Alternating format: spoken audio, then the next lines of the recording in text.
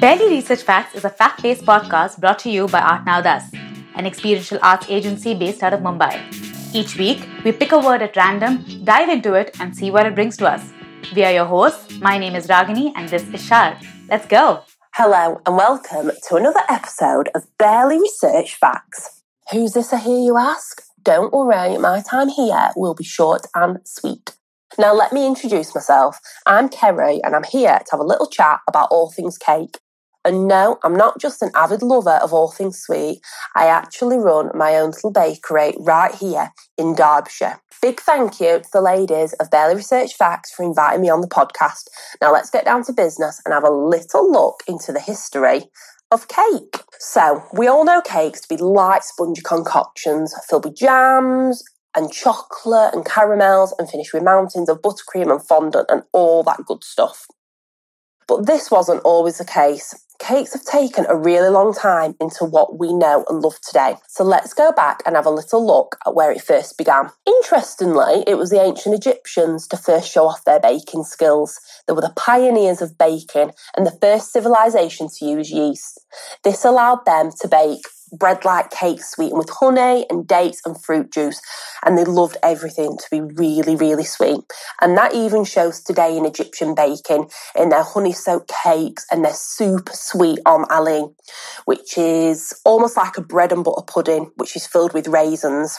It's one of Egypt's favourite desserts, and it's still eaten to this very day. Baking was really slow to evolve, but fundamental ingredients remained the basis of their cakes and bread for a really, really long time. Now the Greeks got in there with their form of cake, which was, don't come for me guys, a cheesecake. All right, they're calling it a cake, so for argument's sake, we're calling it a cake. They saw it as fuel and they actually served it to their Olympians, and then they thought to themselves, two birds, one stone, why don't we also serve it at weddings? And let's serve it at birthdays. So it was used for everything. It was really popular and it was very simple to make. All they used were flour, wheat, honey and cheese. They were actually baked in round shapes to honour and represent the moon. And theories actually suggest that the candles were used so it would glow and symbolise the moon. And putting candles on the cake to pay tribute to the moon goddess, Artemis. And you'll see further down the line the celebration with candles on cakes. But actually that doesn't really come into around the 18th century. Right, now let's get back to cheesecake wars. The Romans came along thinking they could do much better with cheesecake. They wanted to add eggs for richness, which made it super sweet. And actually it's probably closer to the cheesecakes that we really enjoy today. The most familiar. Not only did the Romans show off with cheesecakes, they also had some treats of their own. Romans brought a selection of fruit breads to the table, and actually in Roman times it's when you started seeing the mass production of bread and sweet treats. It's actually noted that this is when the baking profession was born, and bakers in their newly found role started experimenting. They started putting honey and oils into their bakes, which would have changed the appearance, it would have changed the texture. So they started turning their breads more into cakey bread and flaky pastries. Right, so now I'm here in 17th century Europe and they really started paving the way for cakes that we know and love today. And it's actually the first time you see baking really coming into its own. First bakers ditched the yeast and they started beating batter to create aerated mixtures for lighter cakes. But actually, don't let that fool you. They were still really dense. They were still full of fruit. You could have used them as a weapon. And if you would have dropped one of them bad boys, watch your feet and watch your toes. Because you weren't walking for a week if one of them bad boys hit you. The 18th century is when they discovered eggs and raisin agents. They had a lot more sugar, so they became just much, much nicer. And much like the cakes we see and love today. So along with the nicer cakes came celebrating birthdays. And Germany actually introduced celebrating birthdays, and they called it Kinderfest. And this started being welcomed into celebrations everywhere. Candles stood for the light of life, with one candle for each year and an additional candle for continued life. They burnt all day and they were replaced when burnt down. Finally, before the cake was eaten, they would make a wish with belief that smoke would carry a wish to heaven. This is where make a wish comes from when blowing out your candles. So always remember to make a wish. So now we're into the 19th century and cake makers really upped the ante. Cakes were really considered a luxury and they used eggs, flour, butter and sugar to create masterpieces and really delicious, yummy delights. We have seen the baking technologies and techniques grow right up to this present day. The traditional sponge cake is the treat of choice in the cakey world, topped and filled with any flavour you desire. And it's actually a staple for most celebrations around the world. Recipes nearer the end of cake's long evolution from bread to dessert contain many of the same ingredients that we use in baking today and yield results familiar to the modern palate. But actually, I do wonder, what would cakes baked in the midst of these transitions of part cake, part bread have been like, other than weighing a ton? And I must say, I think I'll stick to my beloved sponge cake. I hope you enjoyed learning a little bit about cake with me, and thank you lucky stars you don't have to endure some of the centuries previous cake creations. Stay tuned for this week's episode. You never know, I might be back with some fun facts a little later on.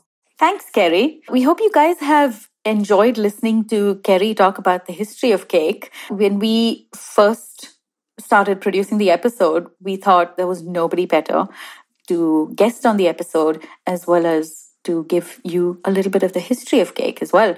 And not only is she on our podcast as a guest today, she also suggested the word. So we've got a lot to thank Kerry for this episode. So I'm going to actually take off from Kerry's bit about the history of cake on a global scale, and I'm going to sort of narrow it down a bit and bring it to a really interesting little story about the history of cake in India, and very specifically actually the history of the first Christmas cake in India. Ooh. You're going to be very happy to hear this because the story is based in Thalassery in Kerala. Oh, whoop whoop. Yeah.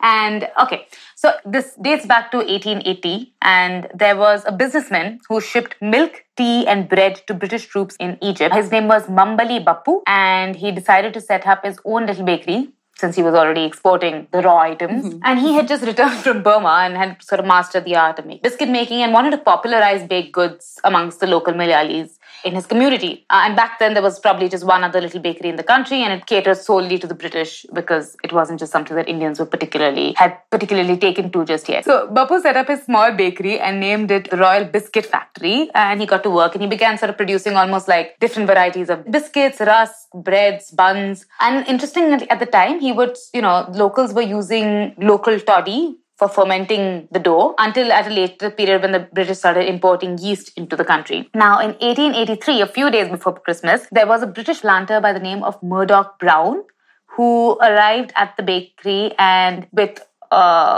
this really rich plum cake. Basically, he got him a Christmas cake.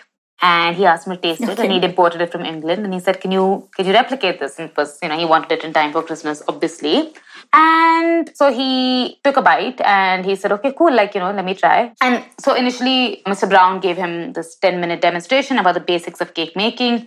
Because at the time, remember that he wasn't making cakes; he was making biscuits, breads, and stuff. But cake wasn't something that bakeries in India were doing. So he demonstrated briefly, and he also handed over the basic ingredients. It included cocoa, dates, raisins, other dry fruits, just things that go into a regular Christmas cake. And he also suggested that he use a particular kind of French brandy. Yeah. This episode is making me hungry. Yeah, I know. We should have actually had some cake with this.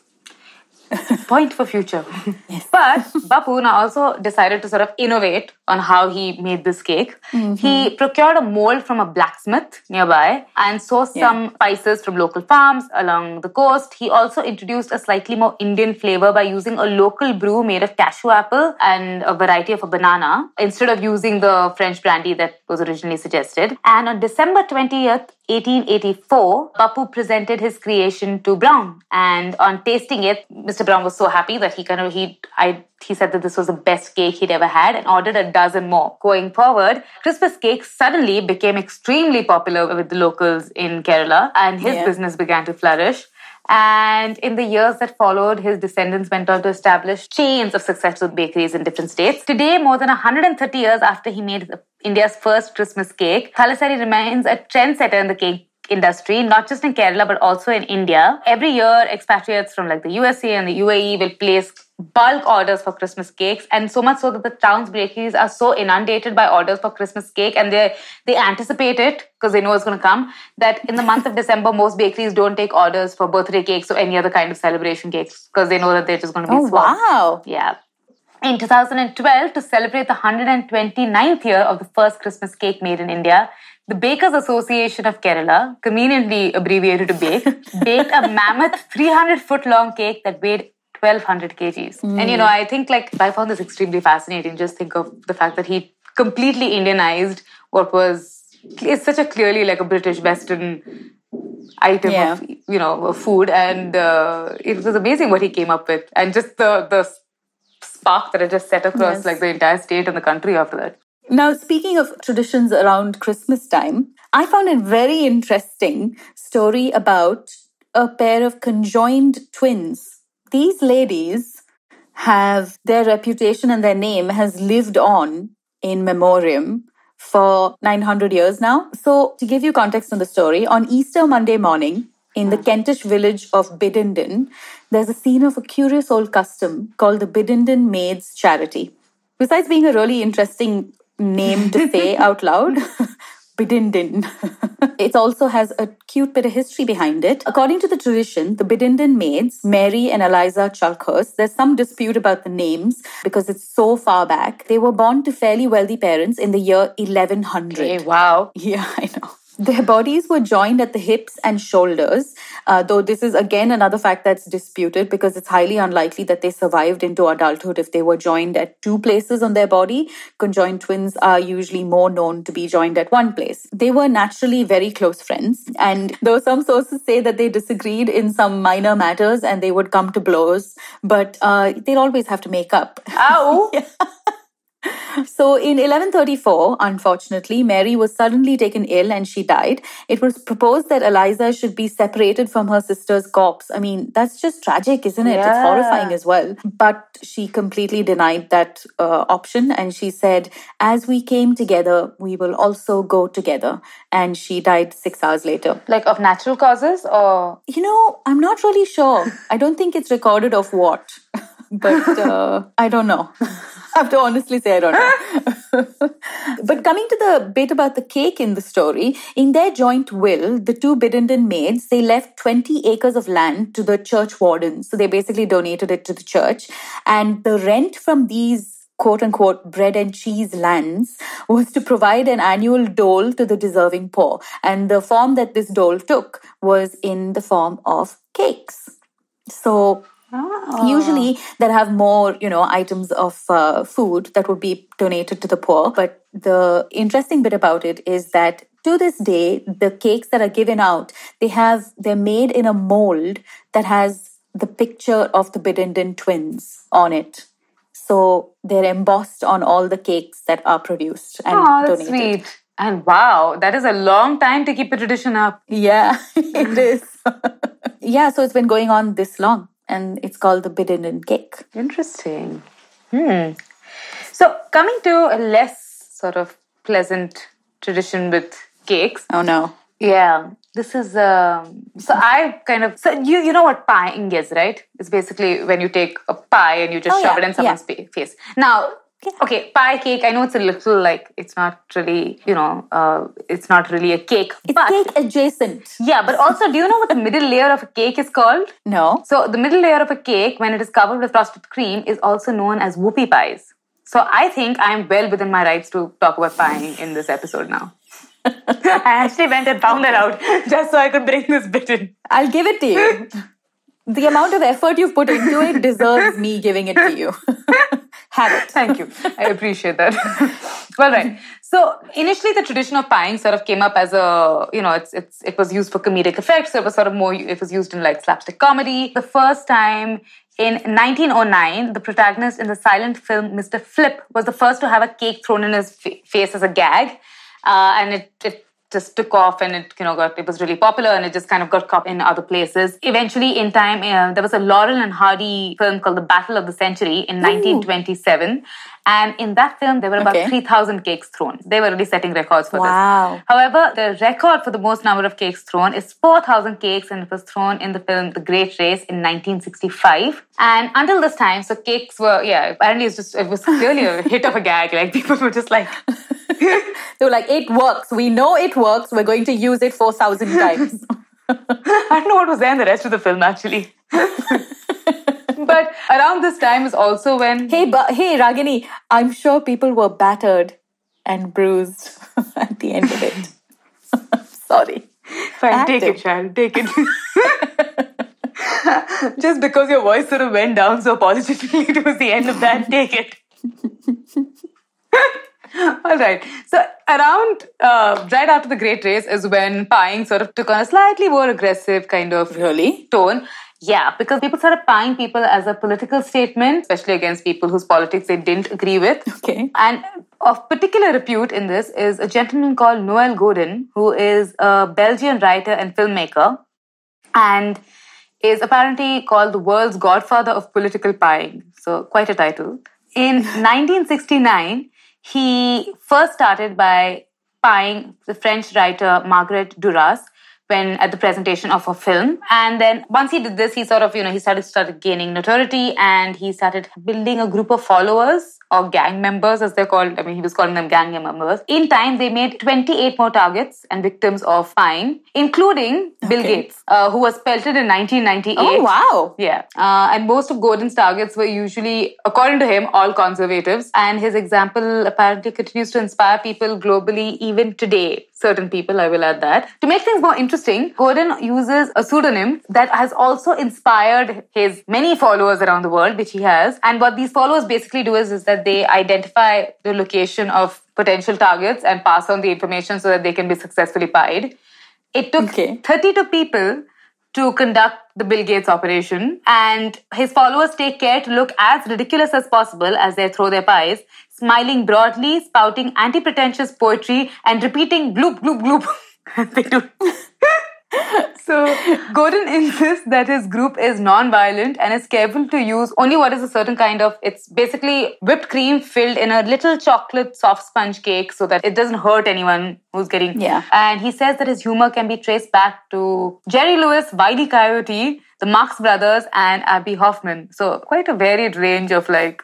Wile E. Coyote? What's Wile E. Coyote doing? Oh, the victim is Wile E. Coyote because they're getting battered and bruised? I don't really know. Yeah, and he describes himself as the pastry storm to describe his method of pieing. And according to him, his ideal society is one where there is no struggle for power or money and where everyone can live in a perfect state of happiness. And that's about Noel Godin. Pieing, however, is punishable under different national penal codes across the world. But those who do not want to run the risk of punishment but also want to pie can donate to charities, where the person who donates the most at the end of it gets to throw a pie at a prepared guest of honor. So the guest of honor is basically brought in saying someone's going to chuck a pie at your face, depending on how much money they donate. So if anybody's interested, you could find a charity like that, or you could just contact Mr. Gordon, and I don't know, I probably shouldn't be propagating that. Don't do that.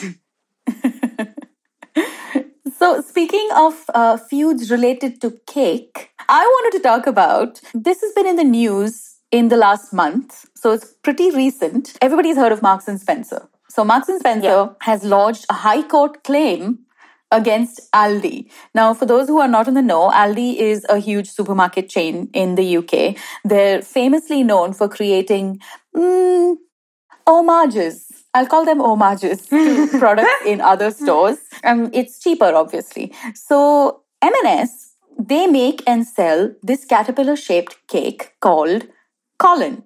They've named the cake Colin, the caterpillar cake.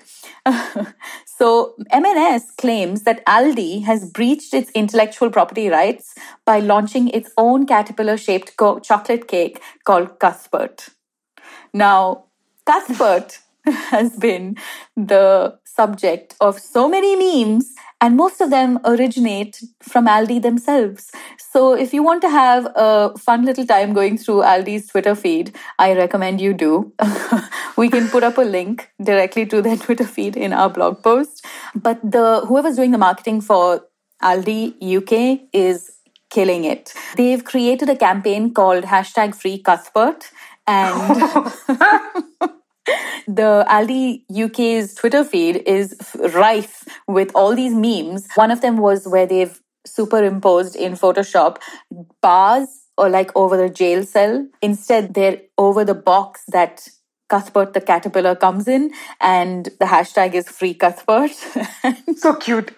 So they've been making light of this, and it's safe to say they're not taking it too seriously. Yeah.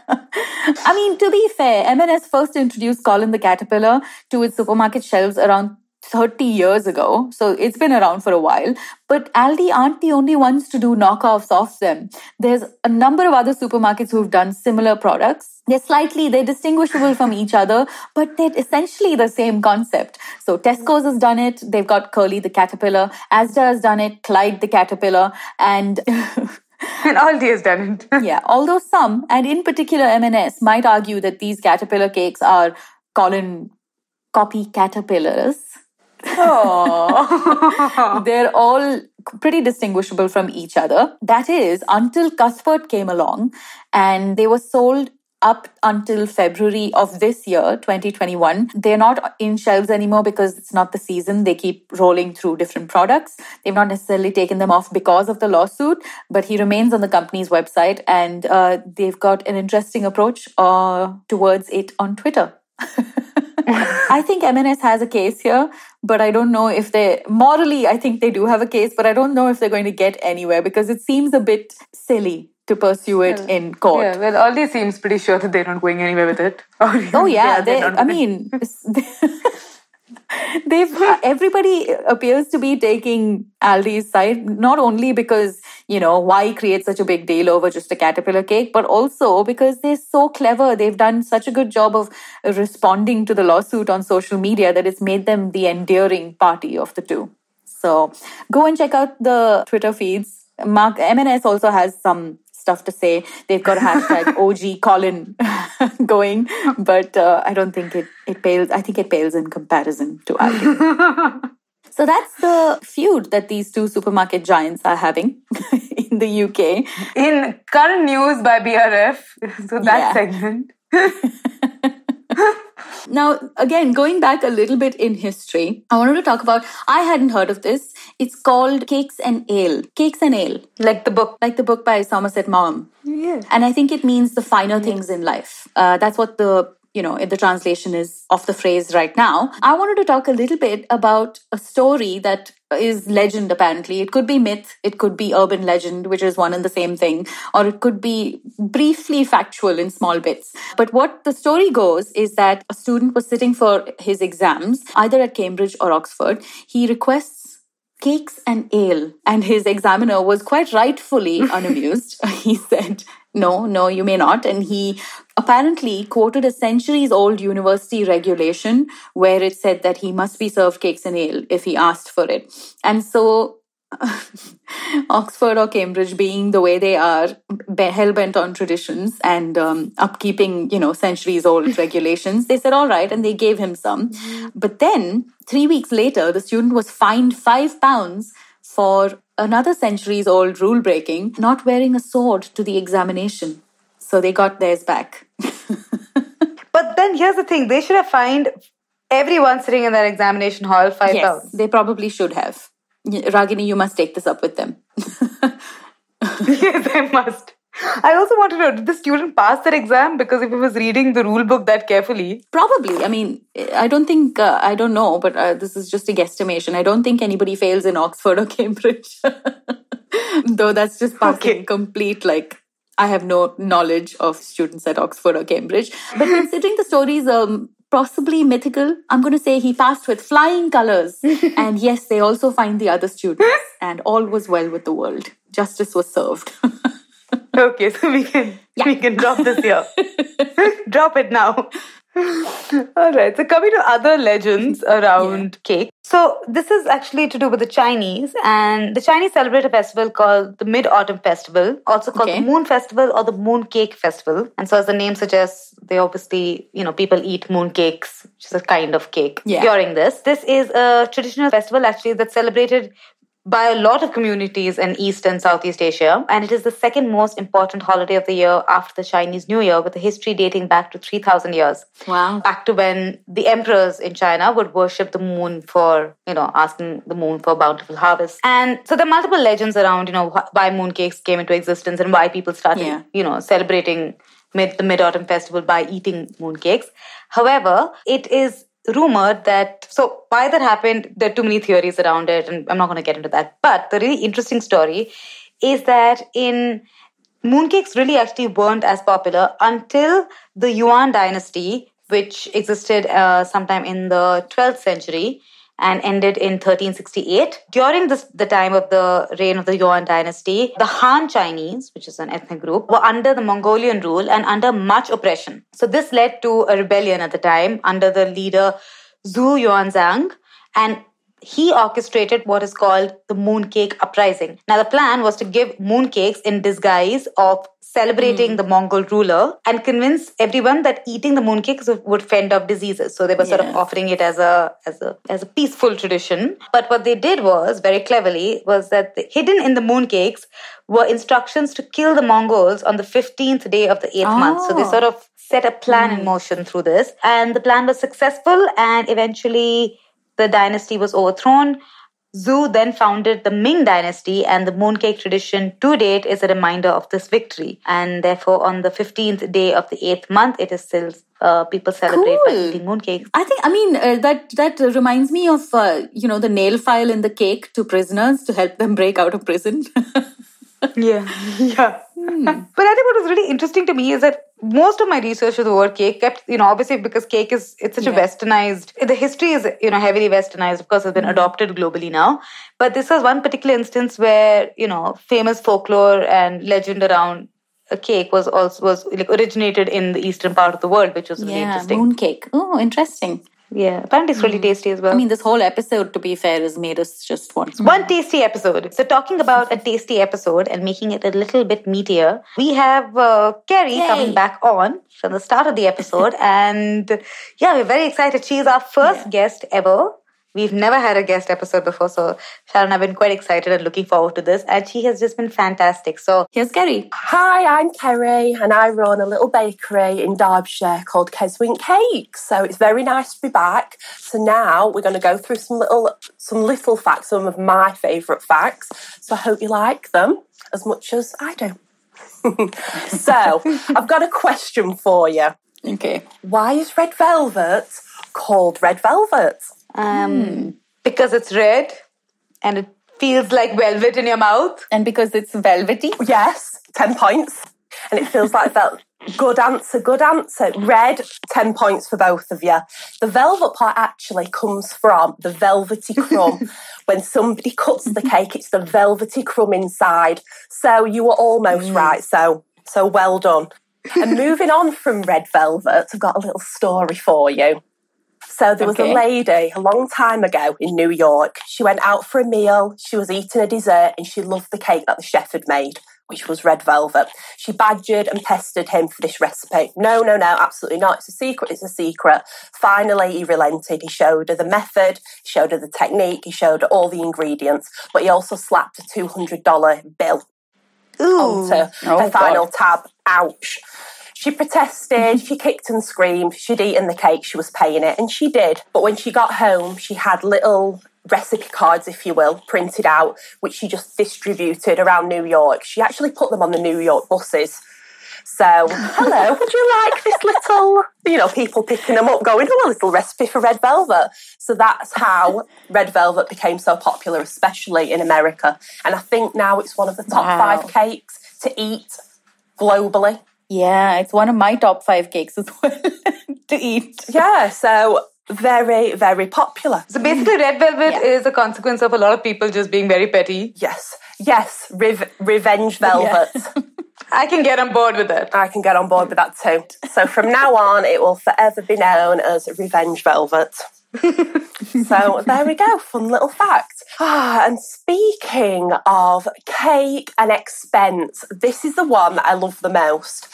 We spend just in the UK, we spend 368 million annually on cake. So birthdays, weddings, celebrations, we love cake. So shy of about £1 million a day. So an awful lot of cake and candles. So money well spent. Wow. Money well spent. I think so. Yeah. And I don't see any of it. I'm not walking about with like a Louis Vuitton handbag, like dripping in diamonds because of all these cakes I've made. So if anyone out there is listening who's got some of this 368 million, like, hello, I'd like some Chanel. Yeah, we'd also like some actually. Since we're at it, making requests for money, we'd like money as well. Come on. And speaking of expense, I found that the most expensive cake ever made was $75 million and was sold to a secret buyer in the UAE. Yeah, I heard about this as well. Yeah, so I don't know why he's so secret. Have you seen the cake though? Have you seen the cake that he made? I haven't seen the cake, but it was a fashion runway? It was a fashion runway with these models and spectators. I mean, I saw a picture. Yeah. I don't want to. I mean, I guess it's an impressive effort, and you know, it earned the baker a lot of money. So good on him. Well, yeah, 75 million. Oh wait, hold on. So Ragini is not impressed by the 75 million. No, I think it's so I read the article first, and then I was like, oh my god, I have to see this. Yeah. Like, obviously I have to. So I went and I googled it, and I was like, and it's nice. Yeah, it's like cake can only be so good. Like, maybe I shouldn't be saying this. There'll be bakers going, you shouldn't say that. Like, come on. But a cake can only be so good looking. Before it's like, Yeah. you know, nah. But it did have 5,000 diamonds on there. Oh, that'll be the price. That would have pushed the price up. And it took over 1,000 hours of labour. So it was a long time, but still, like, it's ridiculous. It's a lot of money. It's crazy. Yeah. So there we. No wonder he wanted to be anonymous. So that, yeah, because he didn't want everyone like chatting shit behind his back, going, "Oh, did you see him? Did you see him? I know. Spending all that money on that." Not even that great. The cake isn't even that great. I nicked a diamond. So anyway, I thought to myself that cake would have been a monster and it would have been so heavy. But actually, one of the heaviest cakes on record was the centennial birthday cake for Las Vegas, which weighed 7.5 tons. So that's around about the size of an African elephant. Oh, okay. That makes sense. Because for a minute I was like, so what does a regular cake weigh? And then what is 7.5 tons in comparison to that? Yeah. But I'm not going there. Okay. I don't think I'm capable of the maths to do that. It's a beast. It's a beast. All I can think is, who ate that cake? Who is going to eat that cake? Lots of people. And who thought, exactly, and who thought a 7-ton cake was going to be a good idea? Did they think the residents of Las Vegas were going to eat that cake? It just reminds me of Bridesmaids. Did you think these people here were going to eat that cake? Even though it was a cookie in Bridesmaids, don't come for me, but you know what I mean. So, Char's like, it was cookie, actually. Pop culture reference spot on. I would never have said that out loud, Kerry. But you were thinking it. Then I was thinking, I bet it had some real height to it. It must have been a whopper because it was so heavy, it must have been tall. But actually, I found that the tallest cake was from Indonesia for a Christmas exhibition that they put on, and it was 108 feet tall, which is the same as 3 double-decker buses stacked.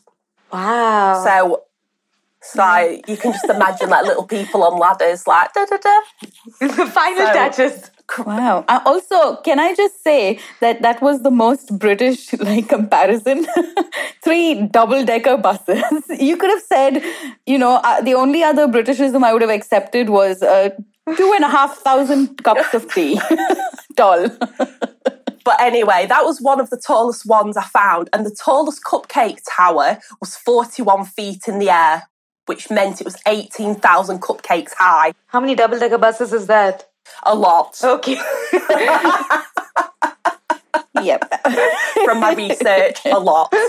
And who, Shar, Yes. were you talking about Queen Victoria earlier? I was actually looking at some facts about Queen Victoria's cake.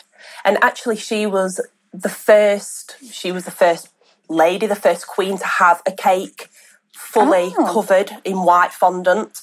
Oh. Because she had the models on her cake also. It was all made out of white fondant, which no one had ever seen before.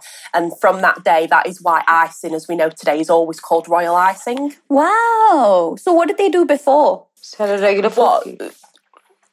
Yeah, just regular fruit cake. It wasn't really a thing, fondant. It was starting to become more popular, but she was the first person to have a cake commissioned that everything was made out of white fondant. So that's why it's named from her.